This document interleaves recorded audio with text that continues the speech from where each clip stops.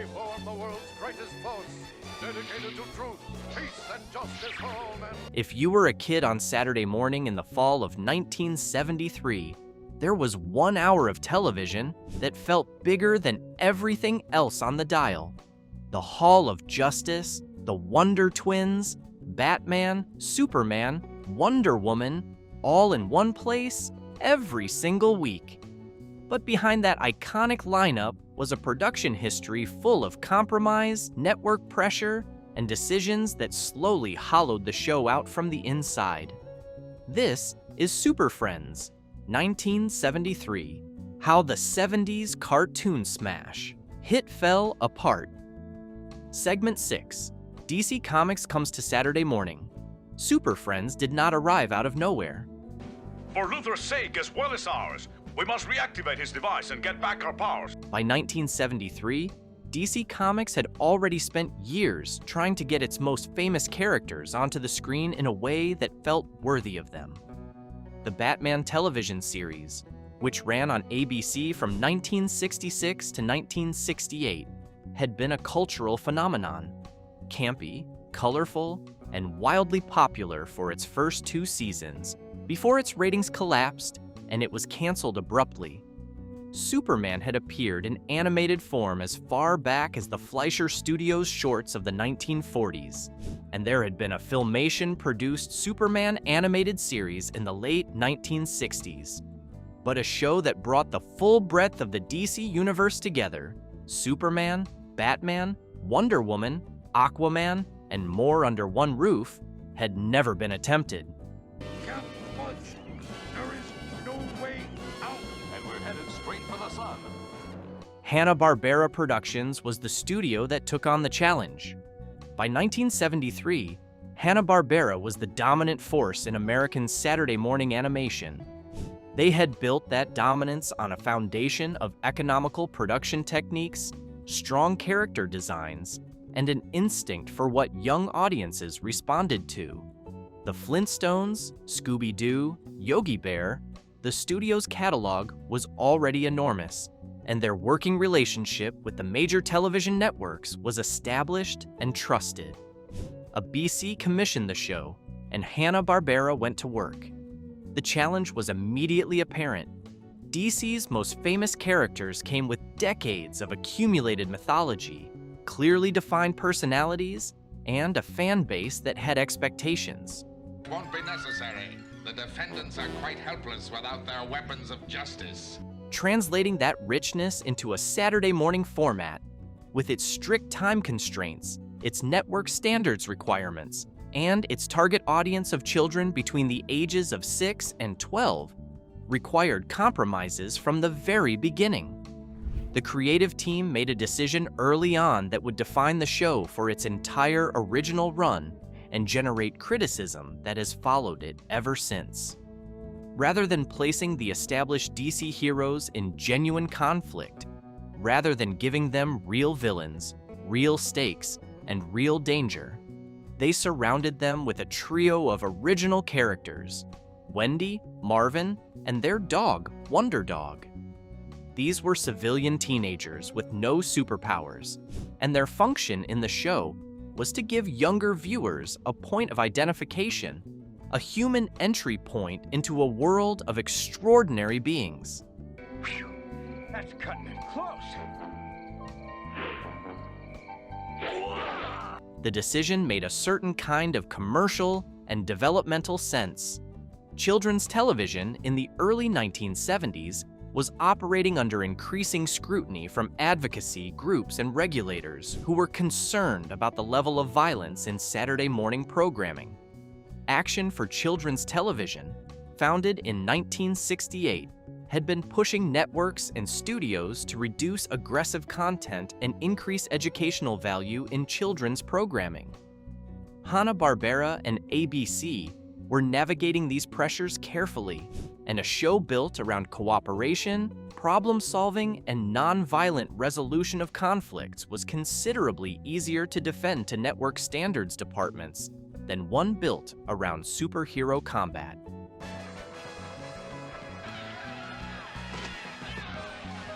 Super Friends premiered on ABC on September 8, 1973 at 10:30 in the morning. The voice cast was strong from the opening episode. Danny Dark voiced Superman with a natural authority that suited the character. Olin Soul, who had voiced Batman in earlier Filmation productions, returned to the role. Shannon Farnan voiced Wonder Woman. Norman Alden voiced Aquaman. Ted Knight, who would become nationally famous the following year as Ted Baxter on The Mary Tyler Moore Show, served as the narrator, his deep and slightly pompous delivery giving the show a grandeur that its animation budget did not always support. For its first season, the show ran 16 episodes.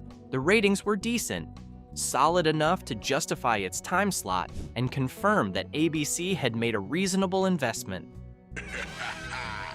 Guilty as charged. Holy mistrials! We're innocent! But the response from comic book fans and from critics who had been hoping for something closer to the source material was considerably less enthusiastic. Segment 5, The Wendy and Marvin Problem. No discussion of the original Super Friends series can avoid the central creative tension of its first 2 seasons: Wendy, Marvin, and Wonder Dog. The 3 original characters were not poorly conceived exactly. They were conceived for a specific purpose, and they fulfilled that purpose adequately.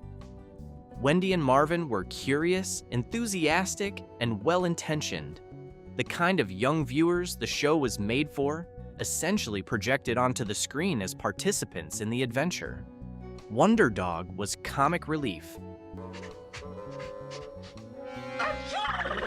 Together, they occupied a significant portion of each episode's runtime, asking questions that allowed the superheroes to explain what they were doing and why, functioning as an audience surrogate in the most literal possible sense. The problem was that their presence fundamentally altered the tone and stakes of every story the show told. When Wendy and Marvin were involved, the situations the Super Friends faced could never become genuinely dangerous, because putting teenage civilians in real peril was precisely what the network was trying to avoid. The Joker did not appear in the original series. Neither did Lex Luthor, not in any sustained way. The villains who did appear were largely forgettable, invented for individual episodes and then discarded, never returning to build the sense of an ongoing struggle.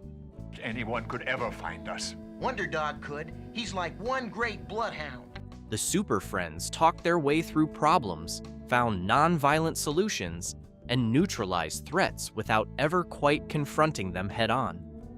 The show ran for 16 episodes in its first season, was not renewed for a second season in the conventional sense, and instead went into reruns while Hanna-Barbera and ABC reassessed what the property could be.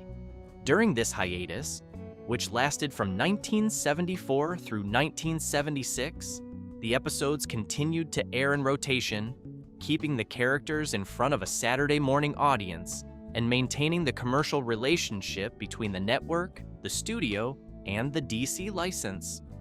It was a holding pattern, but a productive one.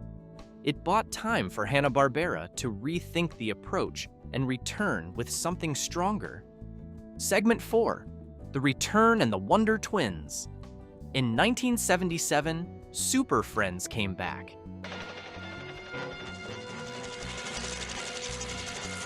And it came back as a fundamentally different show. The new version was titled the all-new Super Friends Hour, and it premiered on ABC on September 10th, 1977. Wendy, Marvin, and Wonder Dog were gone. In their place were Zan and Jaina, the Wonder Twins, along with their space monkey Gleek. The Wonder Twins were alien siblings with the ability to transform.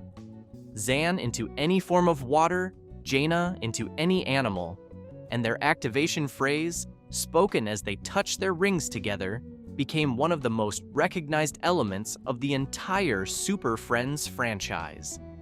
The Wonder Twins were a more successful audience surrogate than Wendy and Marvin for several reasons. We're the Wonder Twins. Today we'd like to talk about what's real And what's make-believe? That's right, Jaina. They had actual superpowers, which meant the show could involve them in action sequences without the logistical problem of protecting powerless teenagers.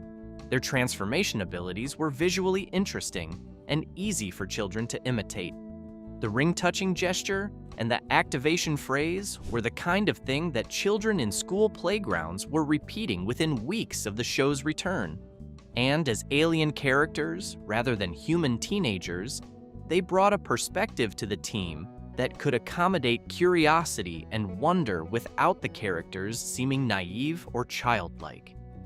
The 1977 version of the show also made meaningful changes to its storytelling approach. Stories were shorter. The hour-long format was divided into multiple segments rather than one long adventure, and the pacing was considerably faster than the original series. To the Colosseum, the lions will enjoy them. The Super Friends faced more clearly defined antagonists, though the network's standards requirements around violence meant that the show still operated within significant constraints. The Legion of Doom arrived in the following year's iteration, Challenge of the Super Friends, which premiered on September 9, 1978, and is widely regarded as the high water mark of the entire franchise.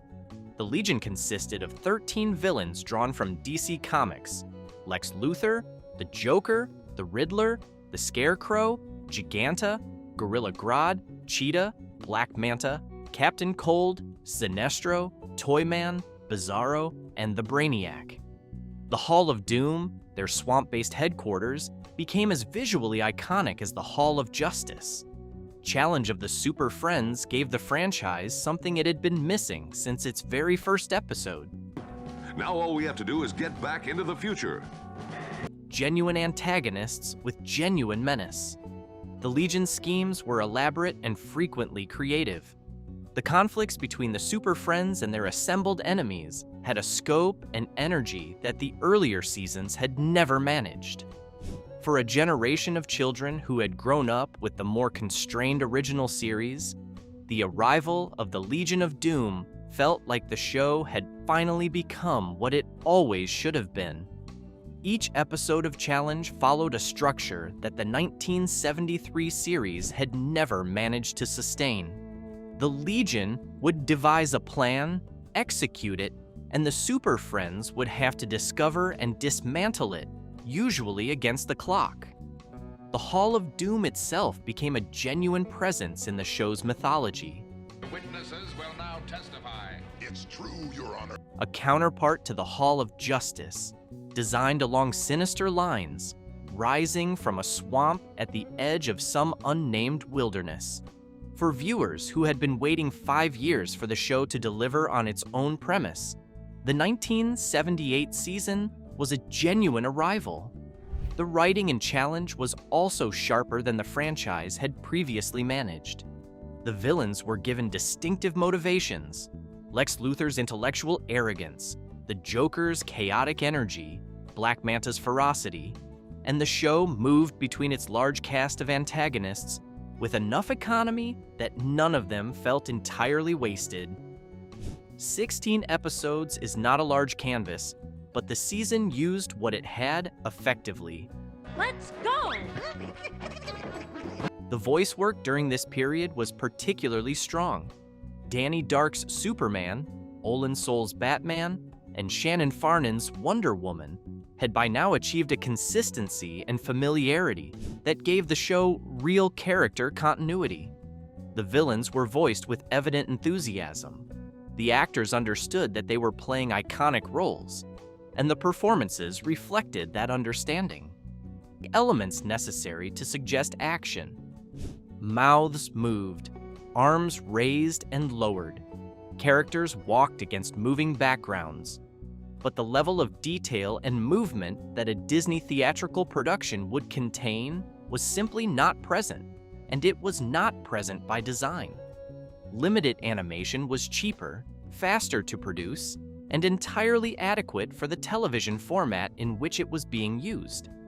For a show like Super Friends, the limitations of this approach created specific problems. Superhero action is inherently kinetic, It depends on fluid movement, on the sense that bodies are doing extraordinary things at extraordinary speeds. Limited animation could suggest this, and at its best, the show did suggest it effectively. But there were moments in every episode where the constraints of the production technique were clearly visible. A character's mouth moving while their body remained completely still. An action sequence that cut away at precisely the moment when showing the impact would have required more detailed animation. Repeated use of the same stock footage to avoid the expense of drawing new material. These limitations were not unique to Super Friends. They were present in virtually every piece of Hanna-Barbera's Saturday morning output, and the audience had largely learned to look past them. Must have destabilized the molecular chain. Too bad, Superman. As an eagle, you would have looked good.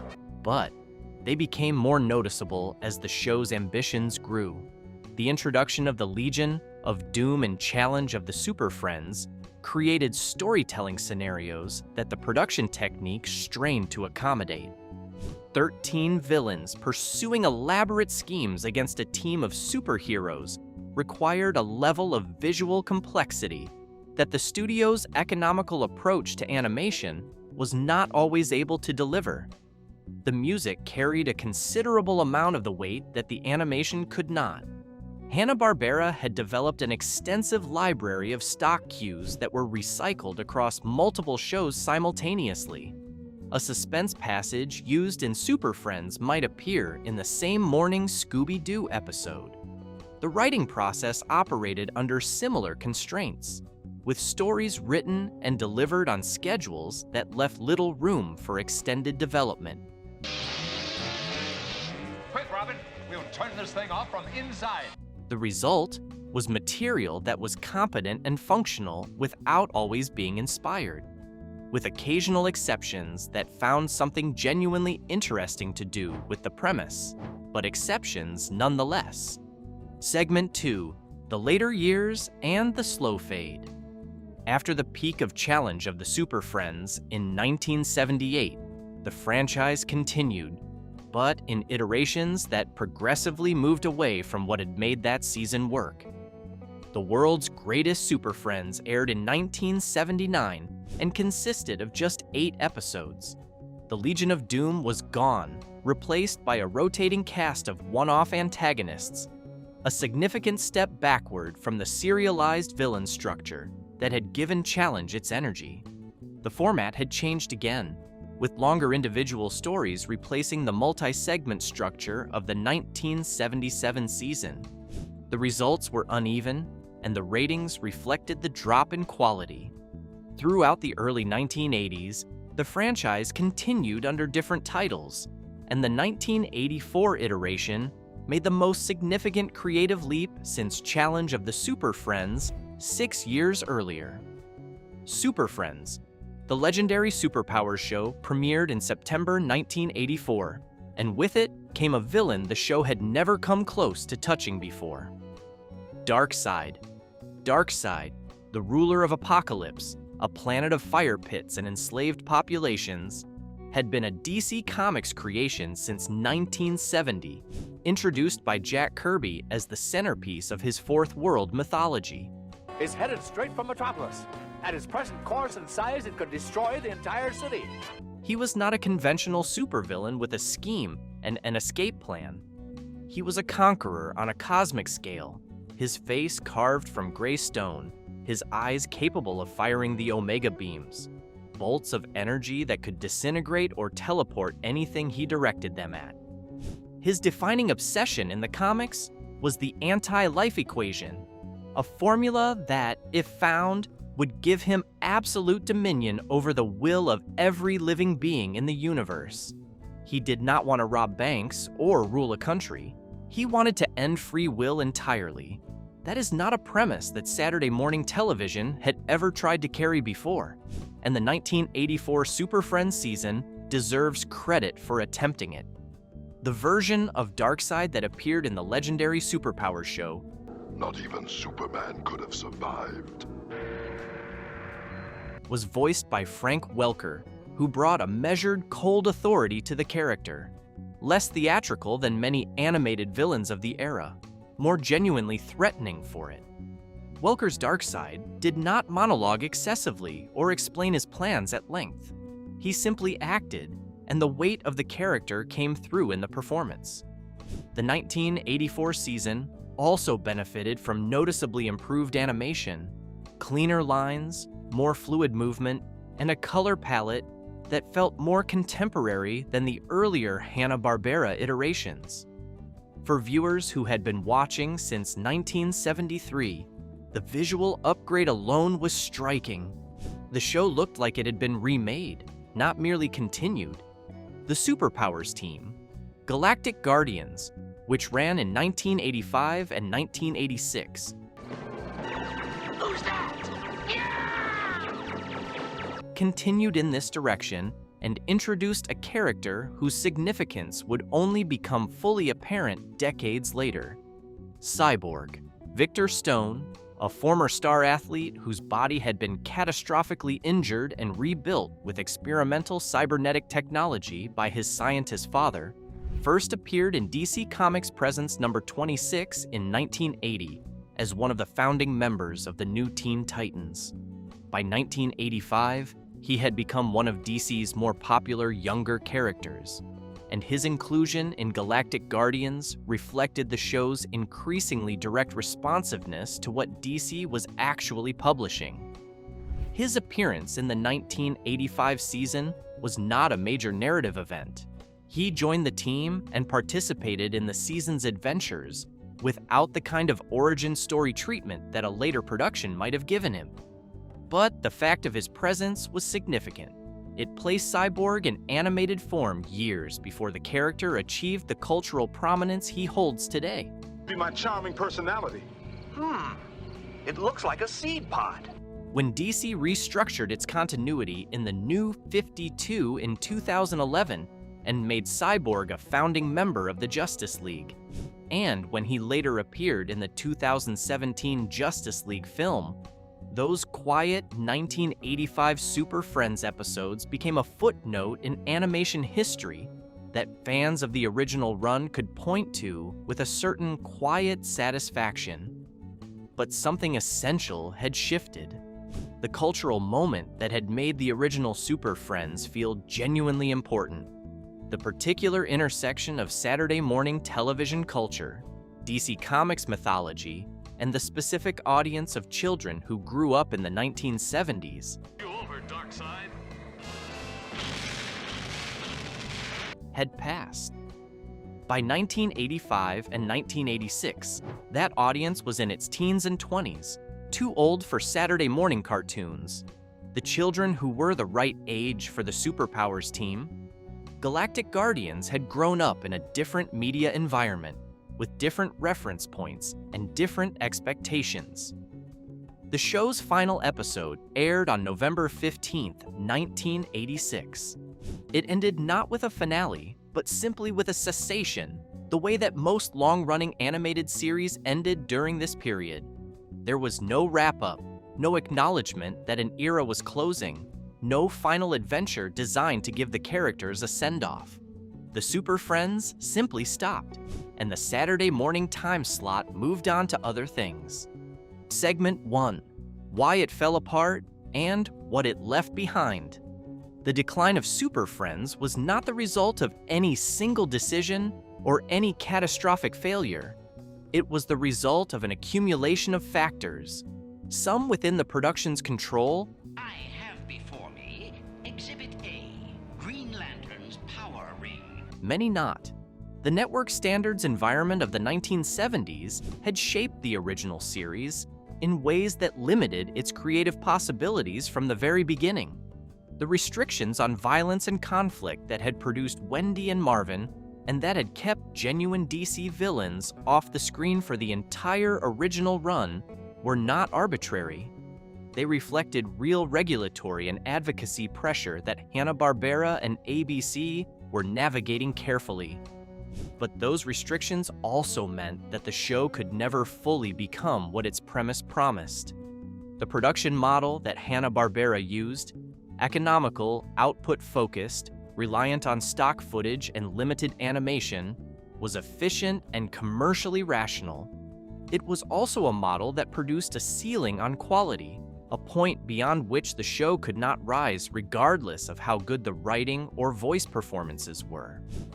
That ceiling became more apparent as audience expectations evolved across the 1970s and into the 1980s.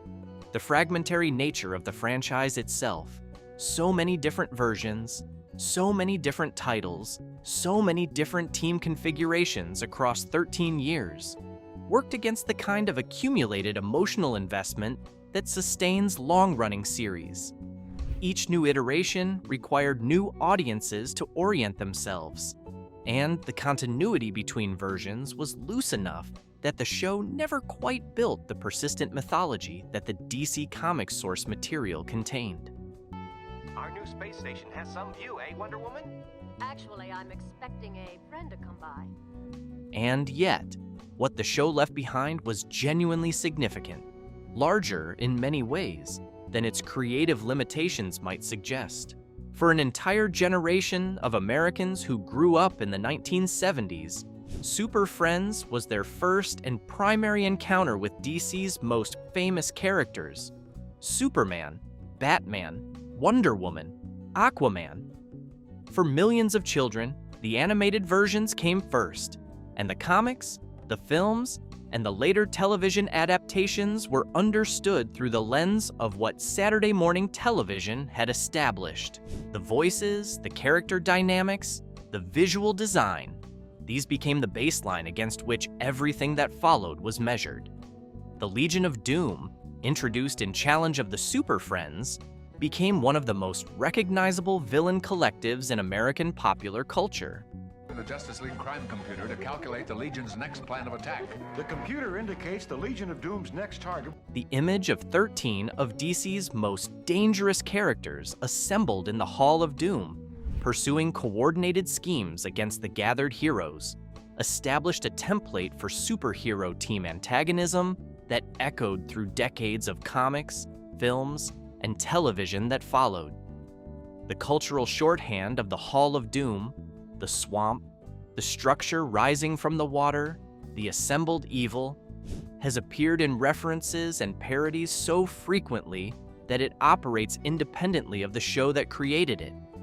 The Wonder Twins, despite their occasional status as the object of gentle affection and parody, became genuinely enduring characters. They appeared in DC Comics, in animated projects, and eventually in live-action form, carrying with them the particular nostalgia that attaches to Saturday morning memories. Gleek the Space Monkey equally became a touchstone, a small detail of a very specific cultural moment that people who were children in the late 1970s carried into adulthood as a marker of shared experience